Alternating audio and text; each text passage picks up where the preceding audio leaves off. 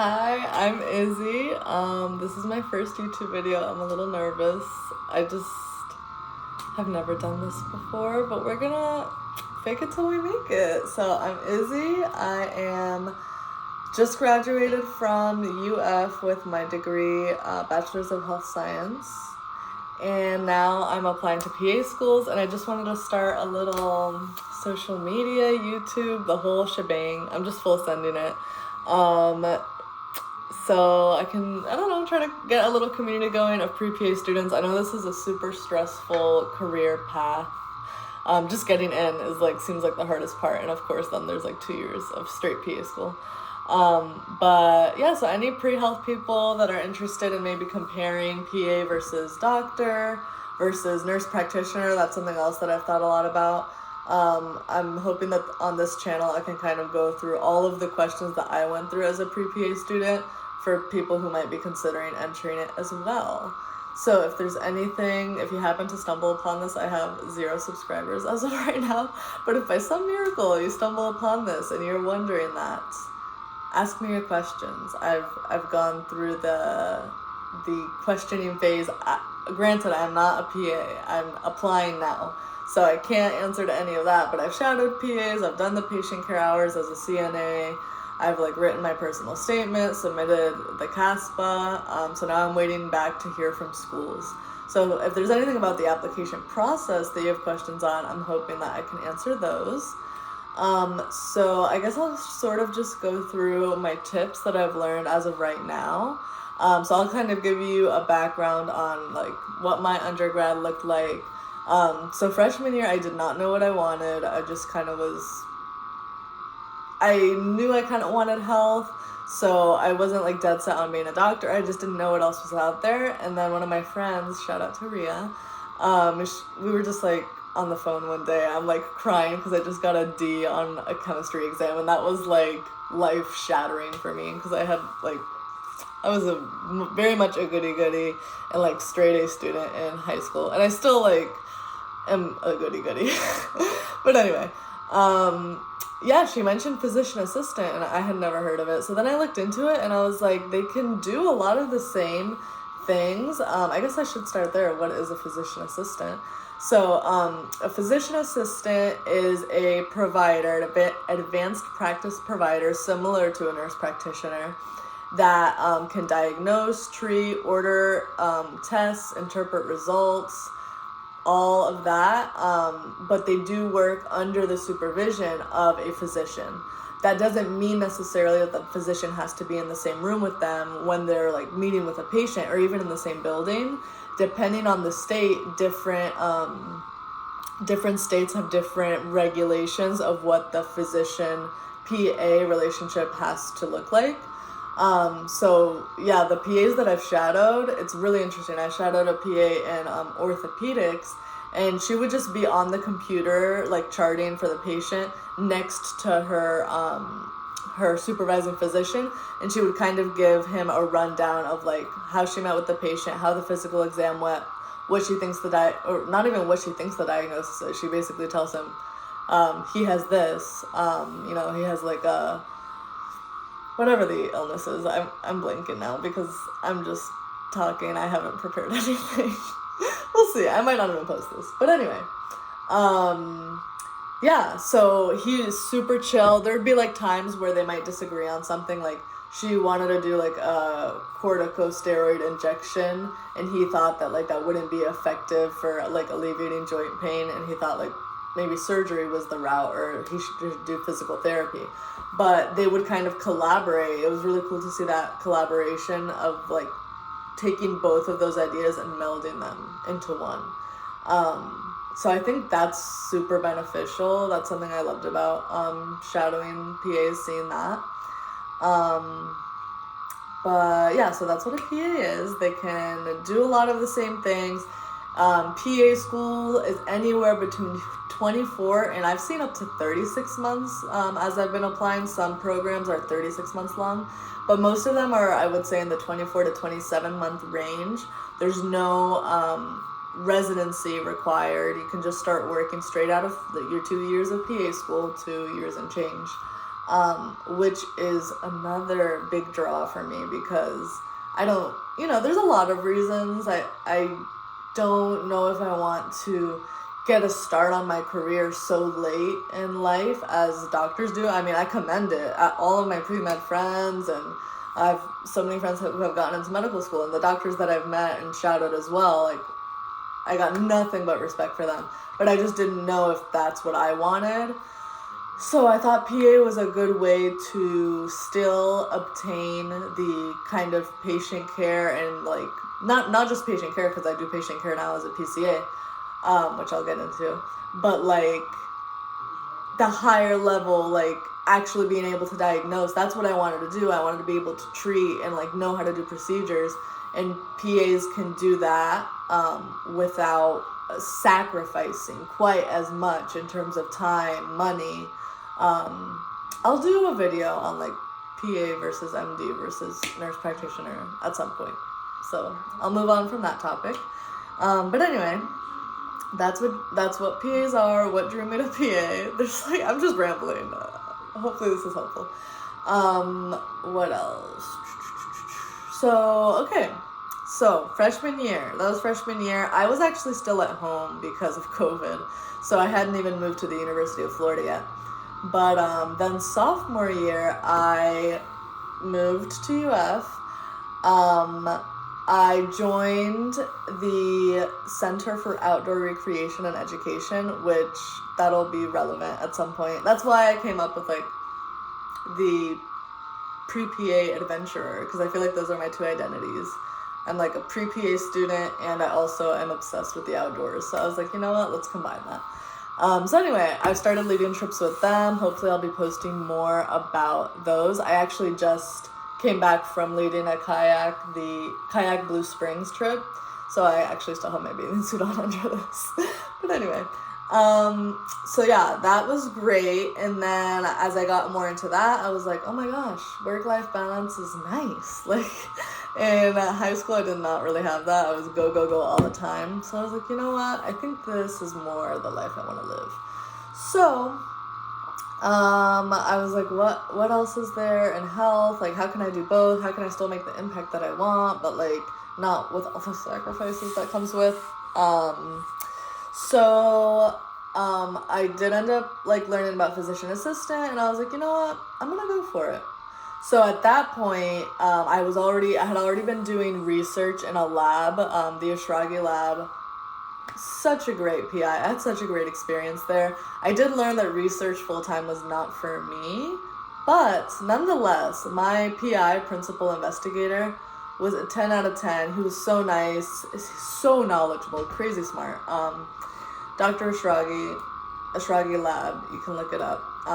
If you are considering going to UF for undergrad and you're interested in like microbiology research, that's your man. Go to him. I had a great experience as an undergraduate researcher in his lab. So I did that for about a year. And then I was like, oh my gosh, if I'm really going to do PA, I need to get my patient care hours. So that's what I did. I ended up sadly quitting at the Ashragi lab because it was too much. I did like 12 hours a week there. But it was a lot to balance with a job at the hospital. So I ended up just switching to Shands, where I work as a patient care assistant, as I mentioned earlier, PCA. So it's the same thing as a CNA. I got my certified nursing assistant license in Orlando when I was back home freshman year with Rhea, who exposed me to the PA profession. Love Rhea. Maybe she can come on here and talk to you too. But anyway, yes. So I got my license, and I started working as a PCA, and let me tell you, I actually love it. Like, it's crazy. I mean, I expected to, I thought I'd be like doing the hours to like do the hours, but I really love it. Like, working with the nurses, being able to like have that teamwork feel like for those solid 12 hours, like, and talk to them about anything. Like, we're all friends, but we work together. It's really nice. And I feel like I actually am making a big impact on patients, which is also a huge thing for me. I didn't want to feel like I was just like when I volunteered at the hospital, it just felt like I was wiping doorknobs, which is important, but you know, you want to feel like you're doing more than that. Which, as a PCA, I definitely have felt like catching a vital sign that's off, like if someone has super high or super low blood pressure, and then reporting that to the nurse, and then being able to act on that to bring down a fever like immediately after you detect it. That's like pretty substantial. Like I've looked out for abnormal vitals. Sometimes you like even just hygiene, bathing patients daily, like that's preventing infections. Doing like Foley care is another thing that I do. You do that like 3 times a day, so it's split between the 2 shifts. But yeah, there's like a lot of things that I actually feel like, okay, I am making a positive impact here. It is demanding, I will say. It is physically, that's something that I wasn't prepared for when I started as a CNA, how physically demanding it is. Like you're physically lifting up patients in bed for like, not like for 12 hours consecutively, but you know, between that and walking and like running patients things that they request and like flagging down a nurse when you need to like talk to them about something, it does add up. But that's part of what I like about it. It keeps me on my feet. I feel like I would so much rather do that than any desk job too. And the patients are so sweet. I've had some of the most wholesome conversations with some of my patients. Like, it's just a very rewarding job. I will say that. I do work the night shift usually. I started working more on days, and then it just worked better with my schedule to work nights. And I will do a whole other video on day versus night shift or something, because I am a huge fan of night shift, I have to say. But anyway, okay, so that's sophomore year. I started in like August of sophomore year. No. I guess it was at the end of sophomore year, going into junior year is when I started, I think. Oh, I need to write this down. Anyway, the point is I've been there for nearly 2 years now. This coming August, it'll be 2 years. So I started August of 2022. August of 2024, it'll be 2 years. I love my manager. Everybody is great. Let's see. So what else have I done that's relevant? I did volunteer at a hospital. I volunteered with arts and medicine, and I did really like that. It's like it's painting with patients at their bedside, but really most of the time you're like running them whatever paints and art materials they requested, which yeah, that's not quite what I had in mind. Like when I volunteered with arts and medicine at the ORMC, Orlando Regional Medical Center, I got that like one-on-one patient time, like getting to talk to them and help them create the vision that they've imagined in their mind and see it to fruition. So that's what I really liked. But regardless, I mean, it was a great experience. Everyone there was super nice as well.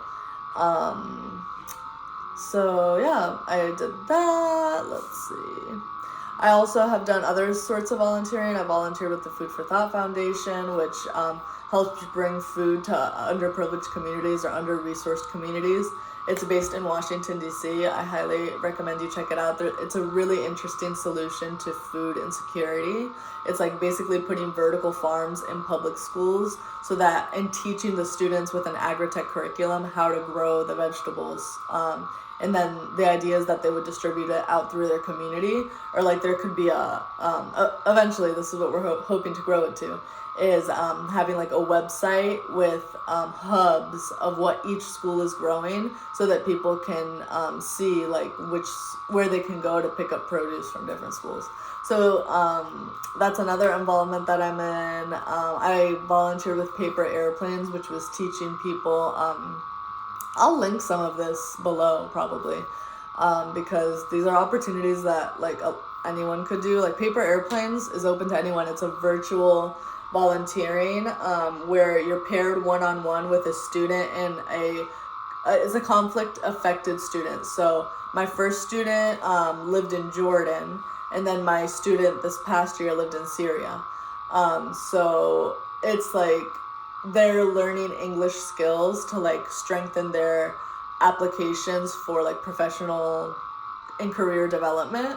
And that has been a great experience. Unfortunately, I don't do it anymore because I just don't have time for it. But I just loved getting to learn from my students, like learning their culture, the way they do things. A lot of the lessons center around like understanding each other from different cultures. Like we've talked about gender norms, like cooking, cuisine, like cultural traditions. So that has been amazing. I learned like a couple words of Arabic. Here they are. Like my students impressed me so much. They were like fluently speaking English to me. I had maybe like 2 corrections for them, and I'm like saying one word in Arabic and I'm pronouncing it wrong. But yeah, that was great. So yeah. What else? Oh my gosh, I'm like, I should have written myself a to-do list of what to talk about. Oh, I could talk about trip leading. Love that. I could go on and on. So basically, at the University of Florida, there's this beautiful program called the Center for Outdoor Recreation and Education. It has a big piece of my heart. That is one of the biggest involvements I did in undergrad. Basically, it's like being an outdoor recreation trip leader, and like we lead trips all throughout the Southeast United States, and even I'm literally leading a trip in Iceland in August. Like, it's crazy. So we do them kind of all over the place. There's like a couple big trips. There's a sea kayaking in the Bahamas, and there's like one to the Everglades. We used to do one to Costa Rica, but anyway, point is, I took a course for a semester learning all the outdoor recreation skills, like how to use a camping stove, how to hang a bear bag, how to set up a tent, and like leadership skills like conflict resolution. How do you manage a participant who's like sexist or unruly or isn't able to keep up with the group, like all of those logistical things, which honestly I think it has prepared me like in interviews. There's like so much I could talk about from there that I've learned, like so many scenarios that I could think of that do translate well to medicine. So there's that, and then it's just like made me a more well-rounded person, I think. So yeah, so I've led trips like in a semester. I'll usually lead like 3 trips. It's really not a huge time commitment. So like today, for example, with Kayak Blue Springs, I did that with Ruby. Love her. I don't know if she'll ever see this, but love that girl. We like loaded the kayaks on the trailer. We drove a UF van, which is also really nice. There's a lot of resources that come with being affiliated with a university that has university money. So I'll try to like link something relevant here for you to like learn more about that if you want. But yeah, so we load up all the kayaks, we strap them down on a trailer, we drive a 12-passenger van out to the springs, unload the kayaks, go down the water, so we snorkeled, we had lunch, and then we just drove back. So it's pretty chill. I mean, there's training that goes into it, like a whole semester of training, which is definitely important because I could not do what I do now without that knowledge. But yeah, that's been so fun. And so that's been good. What else have I done? I'm trying to think what I put on my CASPA, which I'll make another video about, hopefully next week, like how the CASPA application went for me. But yeah, other than that, I feel like that was the main points. Yeah. Well, I guess I could have ended this a little more organically. But hey, it's my first video. I just, I had to pull the trigger and get something out there because if I don't post the first video, I'll never post. So this was a little rough. Maybe I'll edit it, maybe I won't.